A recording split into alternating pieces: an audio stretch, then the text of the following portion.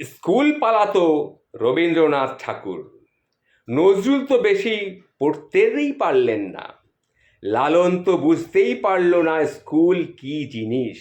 অথচ আজ মানুষ তাদেরকে নিয়ে গবেষণা করে পিএইচডি ডিগ্রি অর্জন করছে। অ্যান্ড্রু কার্নেগিকে তো ময়লা পোশাকের জন্যে পার্কেই ঢুকতে দেওয়া হয়নি এক সময়।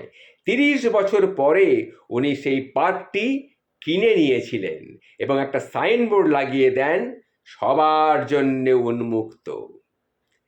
স্টিভ জবস শুধুমাত্র একদিন ভালো খাবারের আশায় 7 মাইল দূরে পায়ে হেঁটে মন্দিরে যেতেন। ভারতের সংবিধান প্রণেতা আম্বেদকর নিম্ন বর্ণের হিন্দু ছিলেন বলে স্কুলের বারান্দায় বসে বসে তাকে ক্লাস করতে হয়েছে।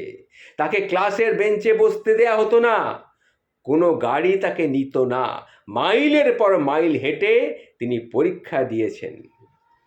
বাংলাদেশের ব্যাংকের গভর্নর আতিউর রহমান এক ক্যাডেটের কলেজে ভর্তির টাকা হাঁটুদের থেকে টাকা তুলে জোগাড় করে দিয়েছিলেন তার চাচারা।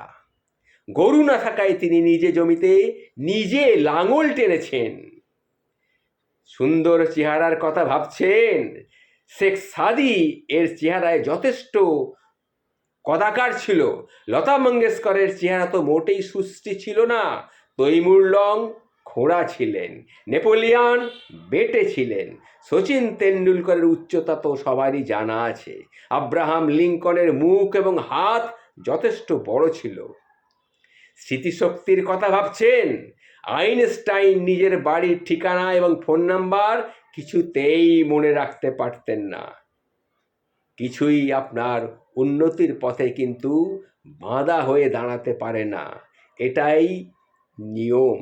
সেই জন্যেই আমি এই কথাগুলি আপনাদের সামনে তুলে ধরলাম। যদি কোনো কিছু বাধা হয়ে দাঁড়ায় তবে তা কি? তবে তা আপনার ভিতরের ভয়। ভয়কে জয় করবার জন্যে আপনাকে শক্তভাবে উঠে দাঁড়াতে হবে। ভয়কে জয় করতে শিখুন। সাফল্য আজ অথবা কাল আসবেই আসবে। নমস্কার।